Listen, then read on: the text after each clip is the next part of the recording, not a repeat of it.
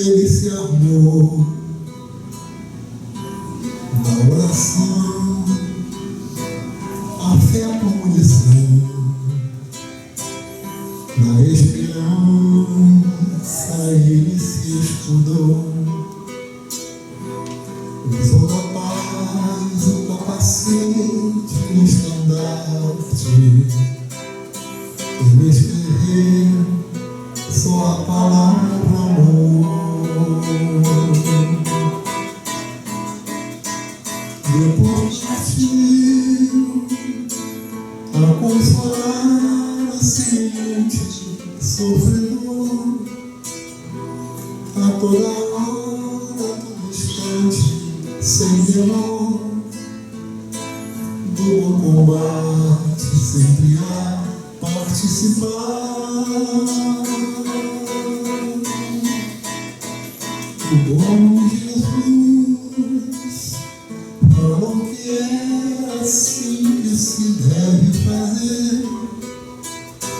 Pedro Leopoldo e Uberaba sabem muito bem da sua luta desde a aurora ao anoitecer.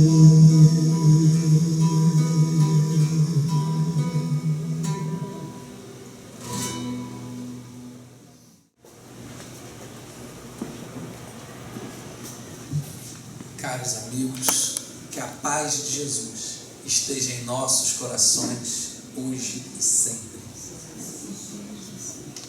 Assim, a gente podia quase fazer a prece final já recebemos tanto.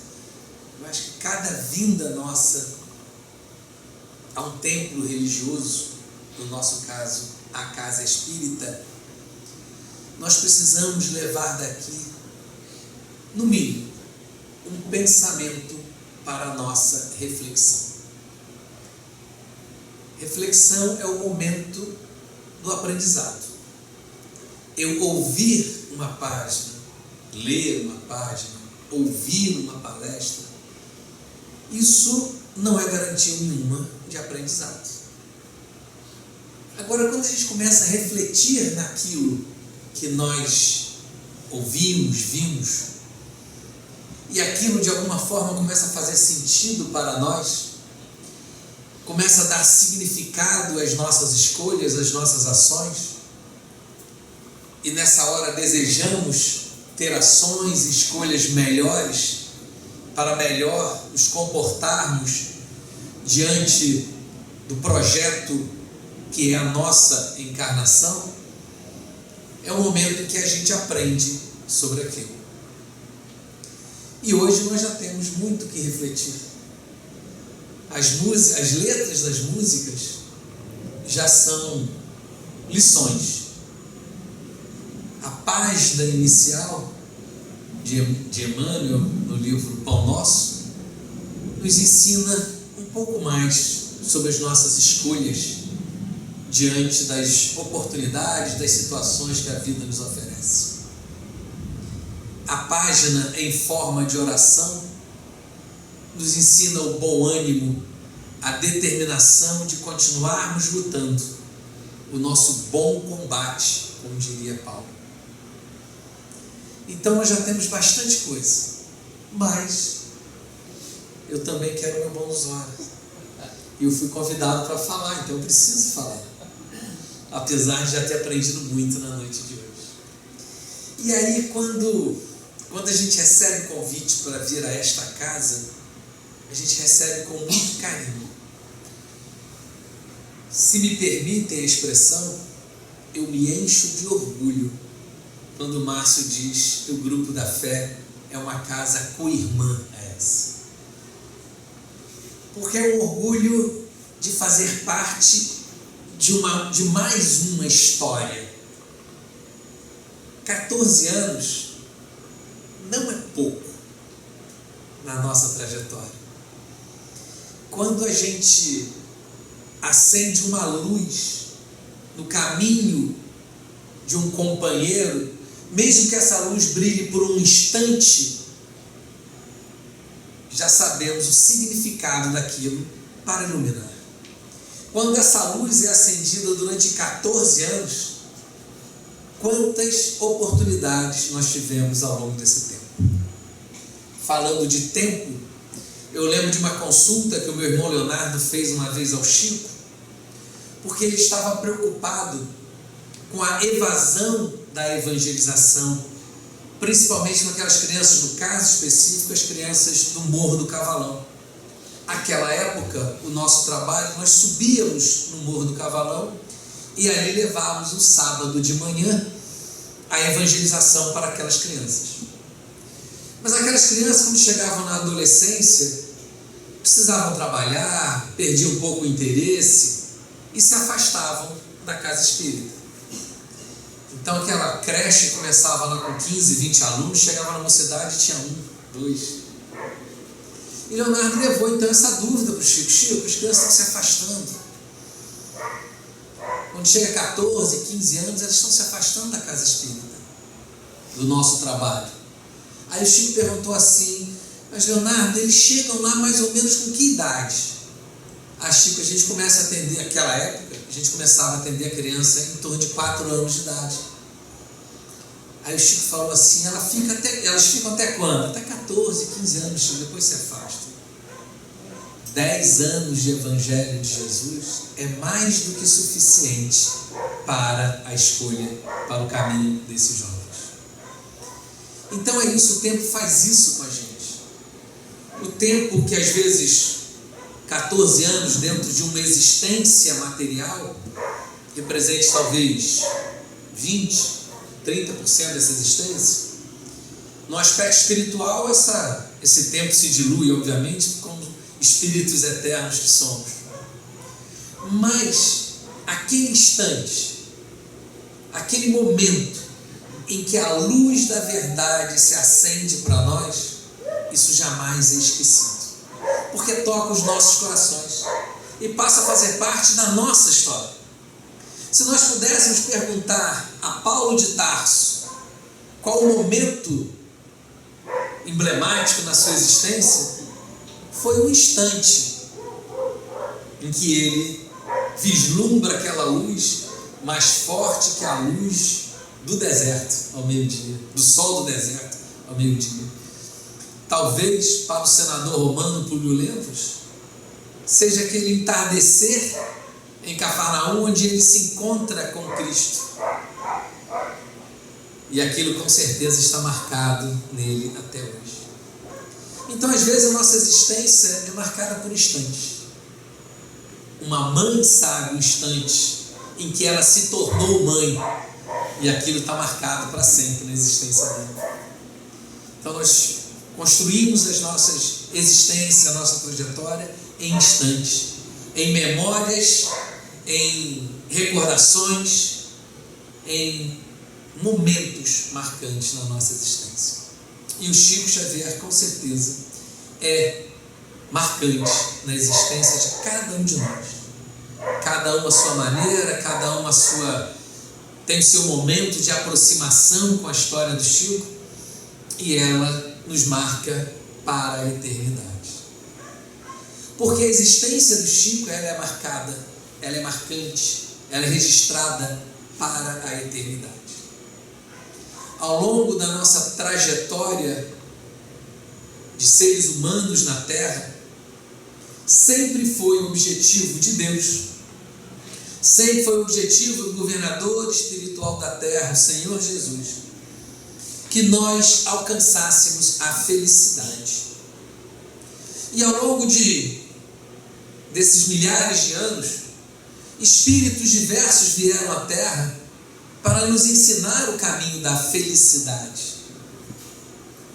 Quando se diz no Evangelho segundo o Espiritismo que a felicidade não é deste mundo, quando se diz na filosofia cristã que a verdadeira vida é a vida, o reino de Jesus não está aqui na Terra, é porque essa felicidade que nós almejamos, não é que ela não esteja na Terra, ela não está nas coisas da Terra. Não conseguimos conceber Senhor Jesus passando pela Terra, encarnado a gente coloca entre aspas, o que é o corpo de Jesus. Se Emmanuel ainda está estudando isso, quem dirá nós? Mas nessa existência, que a gente diz de 33 anos do Cristo na Terra, não dá para concebê-lo triste, amargurado, angustiado, porque ele estava na Terra. Eu não consigo conceber Jesus que não fosse de uma forma alegre, feliz, consciente da sua responsabilidade, não longe de dificuldades. Dificuldade é o empecilho para a felicidade de nós, espíritos mimados que somos. Se tiver um pouquinho mais quente, ai que calor. Se começa a chover, droga, está chovendo. Qualquer coisinha que interfira no que eu desejo, o elevador demora um pouco a mais e a gente já fica chateado. Não dá para ser feliz com esse elevador lento desse jeito. Vai de escada. Então qualquer coisa que mude a gente reclama. Somos crianças mimadas, não admitimos qualquer coisa diferente do que a gente quer. Mas isso obviamente não é felicidade. Felicidade também está nas dificuldades. Uma mãe que vê o filho trilhando o caminho de uma existência da forma correta, da forma proveitosa, ela fica feliz. Agora perguntemos a essa mãe se o filho deu trabalho ao longo daqueles 20, 30, 50 anos. Claro que sim. Foi sempre fácil? Não. Foi difícil a beça. Então a gente não... Mas esse processo de dificuldade não tem nada a ver com a felicidade. A felicidade não é a ausência de dificuldades, é nós sabermos lidar com essas dificuldades. Então o projeto de Jesus para a Terra sempre foi de felicidade. Só que quando ele dizia que a felicidade está nas coisas de Deus, nós queremos buscá-la nas coisas dos homens. Queremos poder, queremos dominação, fazemos guerras e nunca encontramos a felicidade. Essa história da nossa humanidade. Há 2.000 anos, há 4.000 anos, há 5.000 anos já existia guerra na Terra.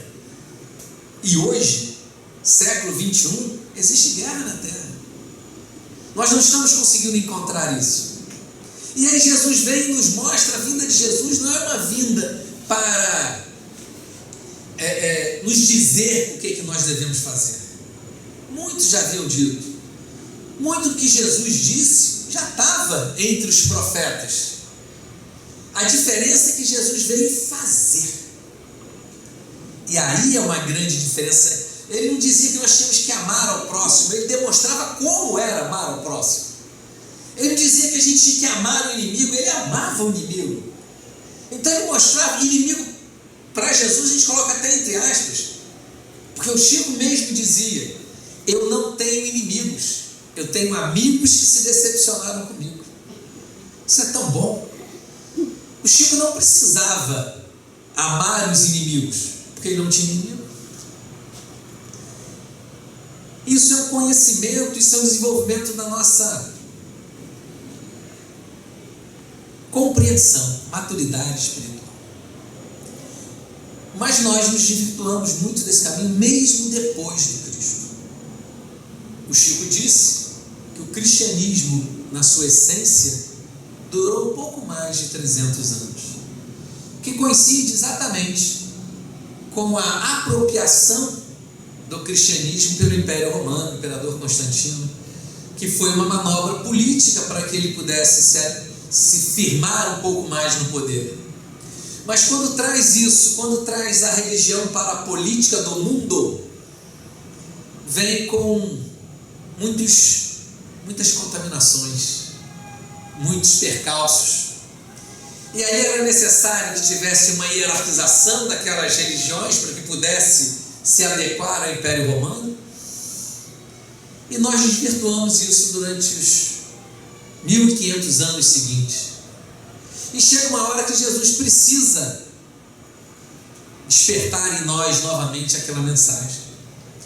E convida o espírito que nós conhecemos como Kardec para vir à Terra, reviver o cristianismo, reviver a essência dos ensinamentos do Cristo para a Terra. E traz a doutrina espírita. Kardec não trouxe novas verdades. As verdades sempre existiram. só que estavam esquecidas, mal interpretadas, contaminadas pela nossa vaidade, pelo nosso orgulho. Mas não era possível para Kardec concluir a sua tarefa em uma única existência. E aquele espírito novamente volta na figura de Chico Xavier. Essa é a minha convicção. Respeito quem não concorde, mas essa é a minha convicção. Uma única missão, um único espírito em duas existências para cumprir aquele papel. Se nós entendermos para esse espírito como uma missão, ele cumpriu muito bem essa missão nessas duas etapas, nesses 200 anos de existência. Se nós entendermos isso como um projeto, ainda há muito a realizar, porque aquele missionário cumpriu a sua tarefa, mas para o projeto depende de nós. Nós somos parte desse projeto. Nós somos parte do projeto de Jesus para evangelizar a terra. A terra será evangelizada quando nós formos evangelizados. Então vem Jesus, nos ensina, nós deturpamos tudo. Vem Kardec e Chico e revive isso. Cuidado para que o movimento espírita não venha novamente contaminar a essência da doutrina do Cristo. E é de fato, não dá para a gente imaginar a doutrina espírita sem essas duas figuras históricas, Kardec e Chico. Se nós queremos abraçar a doutrina espírita, é necessário estudar Kardec. É indispensável também estudar Chico Xavier. Como ser espírita hoje sem Emmanuel, sem André Luiz, sem os casos de Humberto de Campos, por exemplo, em Boa Nova?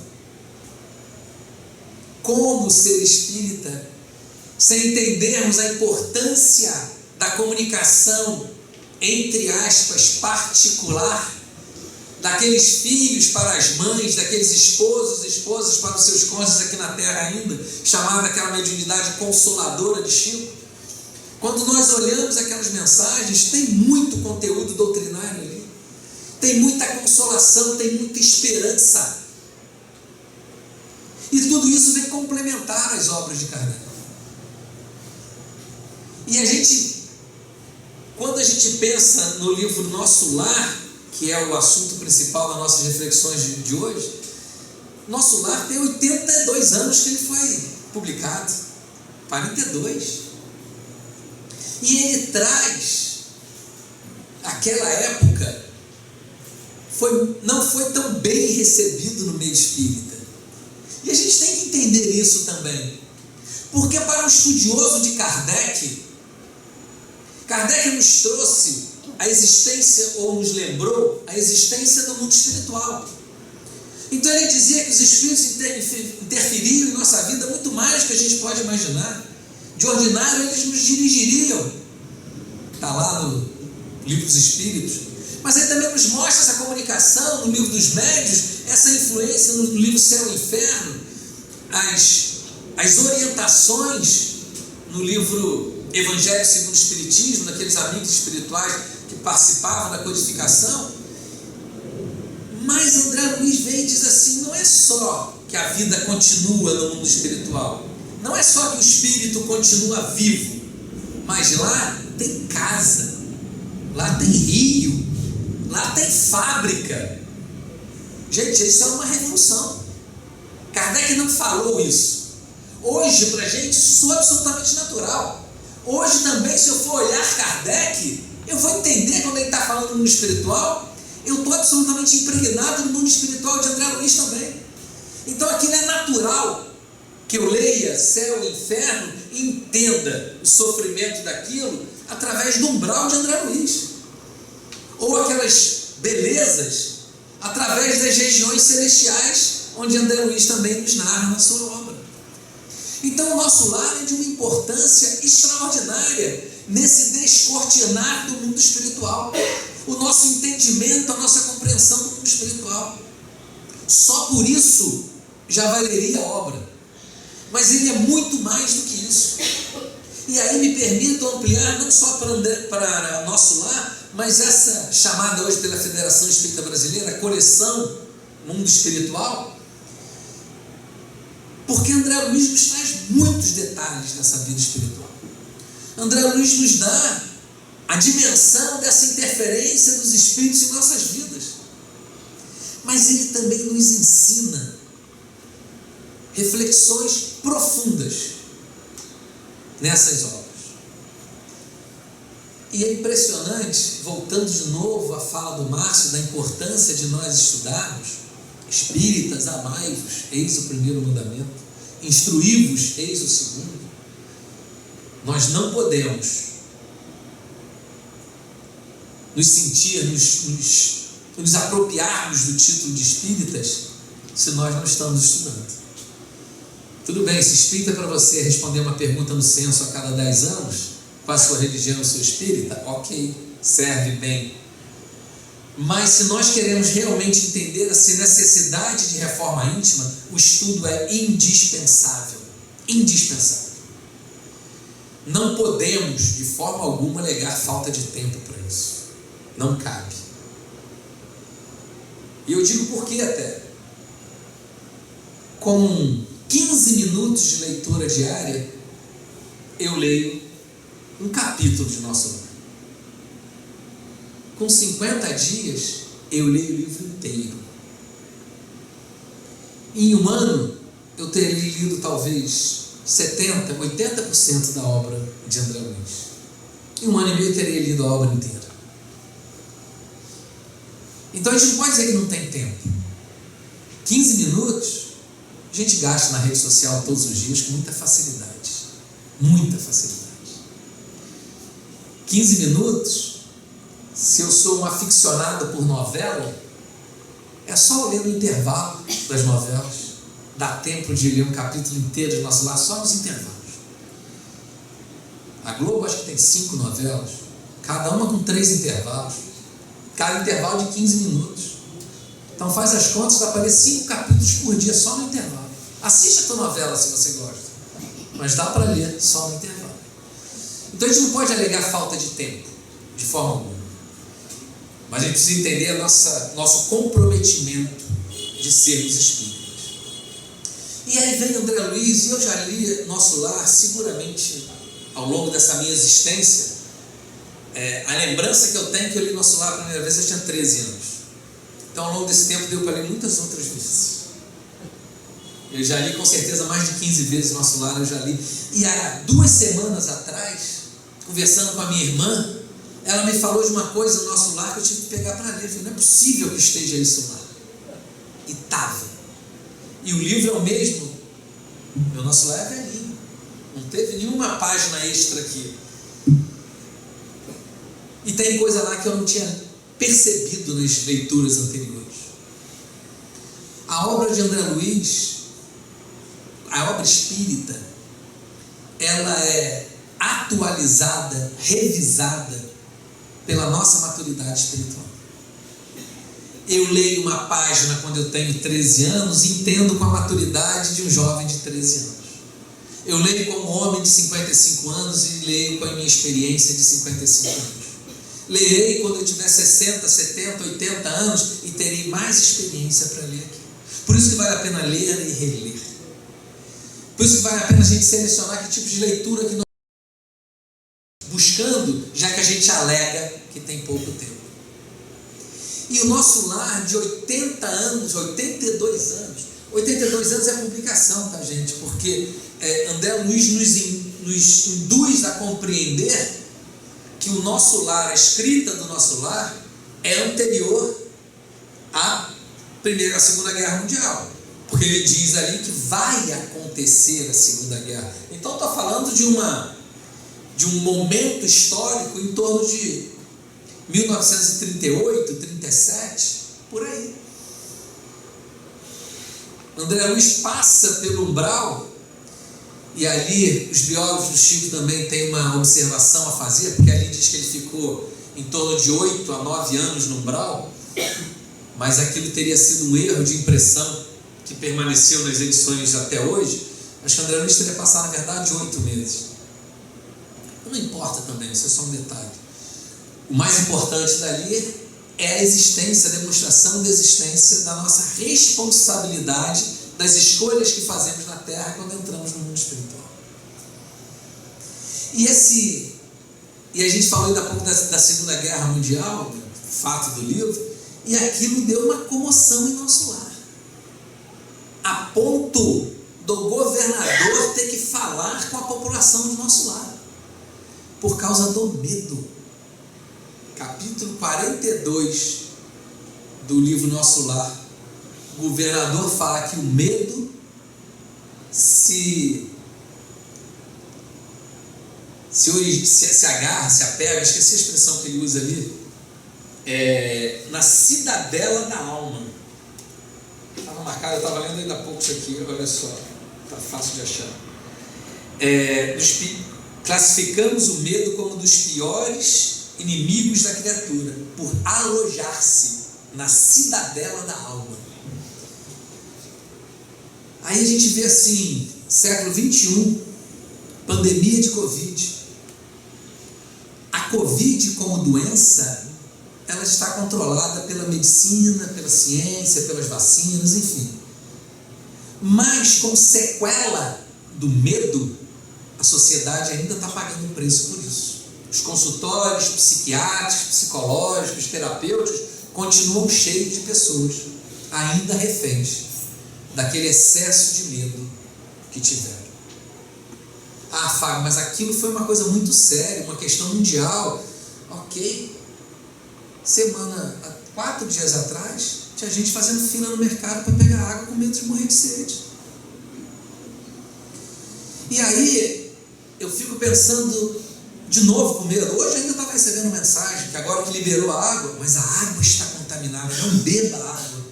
Gente, que maldade isso. Se eu coloco isso na minha rede social e alguém fica com medo disso, eu estou espalhando esse sentimento. Aí vamos para nosso lar de novo. Por que eu estou trazendo essas reflexões, gente? Porque nosso lar podia ter sido escrito hoje. Final do capítulo 41. Palavras do governador do nosso lar. A aflição não constrói, a ansiedade não edifica. Ansiedade e aflição. Não é isso que tentam trazer para a gente todos os dias? Aí eu fiquei vendo, conversei com um companheiro lá na casa espiritual, fiquei lembrando de mamãe. Mamãe, quando ela ia para a praia, ela estacionava o carro no sol. Nosso carro tem ar-condicionado. Naquela época era difícil carro ar-condicionado, hoje todo mundo tem. Outra pessoa pode não ter ar-condicionado. Deixa a sombra para eles e falar ao papai para parar o carro no sol. Aí eu vou no mercado e compro 10 litros d'água, 20 litros d'água. E meu vizinho vai ficar sem água? Ah, mas eu tenho garantido da minha família. Não é egoísmo isso, gente? E as águas provavelmente continuam nas suas casas, porque 2 dias depois voltou a água. Ah, mas tem que beber água mineral porque está contaminado. Até quando a gente vai ficar com esse medo? Está aqui nosso lar falando do medo. Está nosso lar falando da estrutura que a gente tem nas nossas casas, como a gente estrutura a nossa família. Quando Dona Laura conversa, Noções do Lar é o título do capítulo, conversa com André Luiz. Mas também ali tem a importância da cultura, parque da música. O que se faz na música? É cultura. A importância de um momento de arte que nos eleva. Eu lembro de papai, na década de 80, quando o Papa João Paulo II veio ao Brasil pela primeira vez, houve uma grande mobilização nacional. E nessa mobilização também houve um grande dispêndio financeiro do poder público para organizar aquela vinda de estádios reformados, dinheiro realmente muito forte gasto naquele momento ali para que pudesse receber 150 mil pessoas no Maracanã, 120 mil no Mineirão, Enfim, por aí vai. E papai foi para o Chico. Estava lá em Beraba, conversou com o Chico. Chico, que absurdo esse dispêndio dos recursos públicos para receber esse homem. Não podia fazer as preces em outros lugares?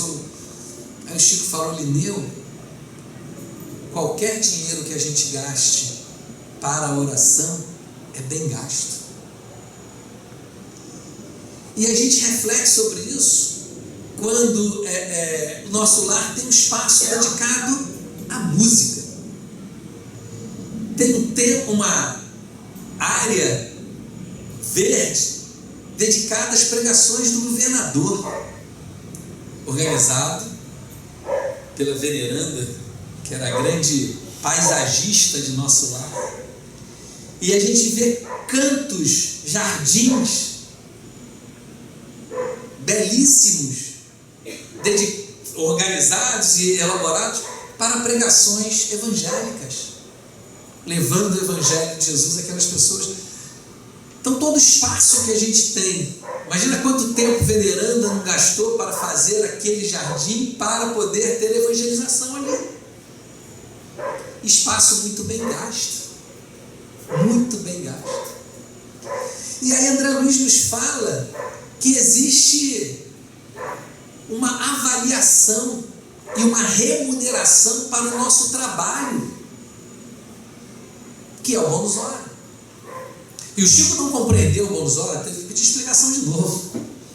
Me faz entender isso, não estou conseguindo entender esse direito. Aí levaram ele até nosso lar para que ele pudesse ver como é que funcionava. Bônus hora é tempo de trabalho.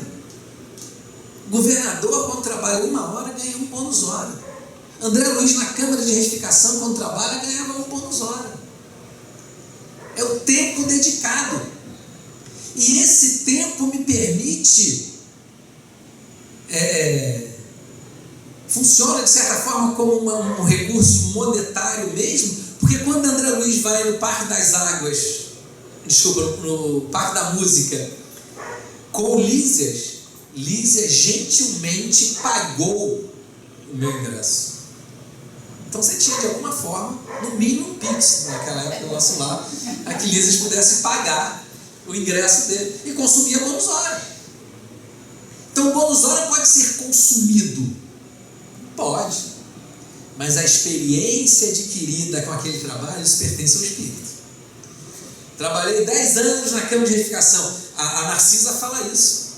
Narcisa, quando foi pedir à ministra veneranda que intercedesse em relação, que ela pudesse voltar à Terra para reencarnar com a sua família e o núcleo de trabalho que lá tinha, veneranda pediu para ela 10 anos de trabalho. 10 anos de trabalho. E ela diz: no primeiro momento eu achei aquilo injusto, porque era muito tempo. Depois eu entendi que o benefício daquelas horas de trabalho era para mim mesmo. Aí quando a gente vai buscar uma tarefa na casa espírita, o Márcio fala assim: você tem que frequentar a casa espírita para trabalhar. Mas eu vou trabalhar de graça para a casa espírita, ainda tem que assistir reunião, ainda tem que estudar. O benefício é nosso, não é da casa espírita. A gente precisa vencer essa relação de troca que a gente quer construir com Jesus. Eu vou falar para vocês: Jesus não precisa de mim, não. Se eu hoje resolver não ser cristão, Jesus continua sendo Jesus. Agora, se Jesus resolver tirar férias de governador da terra, de um final de semana, a gente vai ter um problema muito sério. Nós precisamos de Jesus. Jesus não precisa da gente. Jesus, eu estou indo lá na casa trabalhar, vou dar 2 horas, mas faz o meu neto passar no Enem, faz o meu filho ficar bom da gripe. A gente começa a negociar com Jesus como se precisasse disso. Jesus não precisa. Não precisa. Jesus já é. Antes de vós, eu já era. Então eu leio uma obra como Nosso Lar, eu leio uma obra expandindo, como de André Luiz, e penso na grandiosidade desse médium que pôde trazer com tantos detalhes, tanta riqueza para a gente. quase 450 livros psicografados enquanto ele estava vivo. Porque depois disso outros vieram. Vivo, entendo, né? Claro, Chico continua vivo, encarnado entre nós. Quantos séculos serão necessários para isso? Eu posso realmente pegar nosso lar e ler talvez em uma semana, se eu me dedicar a isso. Agora, para estudar nosso lar, quanto tempo precisa? Um ano? Grupo de estudo aqui na casa, 51 capítulos por semana. 50 capítulos, um ano. Vezes 400 obras, 450 obras, 450 anos para poder estudar Chico Xavier. Nos dedicando. Aí eu falo assim, eu faço uma conta da minha cabeça mesmo, tá? De uma encarnação em torno de 100 anos. A média da população brasileira está em torno de 76 anos.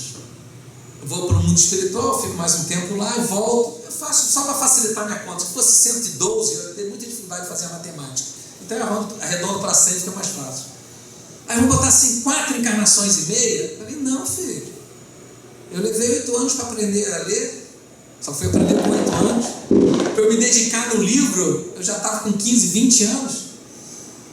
Então eu vou ficar 50 anos estudando. Eu vou precisar de 9 encarnações. Quase 1000 anos para poder estudar a obra de Chico Xavier inteira. Olha que grandiosidade dessa obra. Olha que grandiosidade. Então a gente tem que ser muito grato. A gente faz essas homenagens ao Chico. A casa está homenageando não só a existência dela, como também o aniversário do Chico. E a gente faz esses eventos, não que o Chico precise, o Chico não precisa. Se nós não estivéssemos aqui hoje conversando sobre ele, ele continuaria sendo Chico Xavier. Quando nós prestamos essa homenagem, não é para ele, é porque essas homenagens engrandecem a nós mesmos. Quando nós lemos uma página do Chico Xavier, quando nós conversamos sobre Chico Xavier, quando nós estudamos as suas obras, nós nos tornamos melhores. Quando nós dedicamos uma reunião como essa em homenagem ao Chico, nós nos sentimos melhores, nós nos engrandecemos. Nós saímos daqui cheios de esperança de sermos melhores. Saímos daqui com mais vontade de trabalhar, com mais vontade de estudar, com mais vontade de nos dedicarmos à doutrina espírita. Pode ser que isso dure 15 minutos, mas enquanto nós estamos aqui dentro, nós estamos com vontade de sermos melhores. Porque a gente olha o exemplo do Chico, a gente olha a obra de André Luiz, a gente fala, eu quero estudar, eu quero compreender, eu quero entender mais. E essa vontade é um passo importante na busca da concretização desse objetivo. Talvez a gente se dedique essa semana, talvez a gente chegue em casa e pegue o nosso lar para ver se o Fábio não me errou, se é o capítulo 41 e 42 mesmo. Que bom, porque é uma maneira da gente nos contactar com essa obra. E a gente lê lá no iniciozinho, concluindo a nossa fala de hoje já, quando ele fala, nessa página de Evangelho, mensagem de André Luiz, uma existência é um ato, um corpo, uma veste, um século, um dia, um serviço, uma experiência, um triunfo, uma aquisição, uma morte, um sopro renovador. Quantas existências, quantos corpos, quantos séculos, quantos serviços, quantos triunfos, quantas mortes necessitaremos ainda? Então a gente deixa essa reflexão. O momento é agora. Nós nunca tivemos na nossa existência espiritual um momento tão propício para a compreensão do Evangelho de Jesus como nós estamos tendo agora para o nosso crescimento espiritual. Para outros espíritos grandiosos como Jesus, como Chico, ele já compreendeu há muito tempo. Mas nós, é fácil imaginar Chico há 500, 600, 1000 anos atrás, já sendo um cristão exemplar. Mas eu não gosto de pensar o que eu estava fazendo há 1000 anos atrás. Mas nessa existência, a gente tem a oportunidade de conhecer a doutrina espírita, uma religião aí de 170 anos. Para muitos de nós, obviamente, é o primeiro contato com o espiritismo. A gente tem a oportunidade de conhecer as obras de Chico Xavier. Nós somos contemporâneos de Chico Xavier. Somos contemporâneos. Isso é extraordinário na nossa trajetória espiritual. Que Jesus nos abençoe. Nas mãos que sabem ser generosas, fica sempre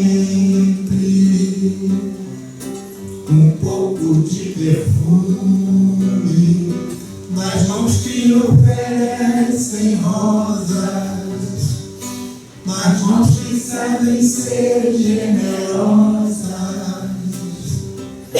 dar um pouco do que tem, Dar um pouco do que tem, a quem tem menos ainda, a quem tem menos ainda. enriquece o doador, Enriquece o doador, faz sua alma ainda mais linda, faz sua alma ainda mais linda. dar ao próximo alegria, Dar ao próximo alegria. parece coisa tão singela, Parece coisa tão singela. aos olhos de Deus, porém, Aos olhos de Deus, porém, é das artes a mais bela, é das artes a mais bela. fica sempre um pouco de perfume nas mãos que oferecem rosas, nas mãos que sabem ser generosas, fica sempre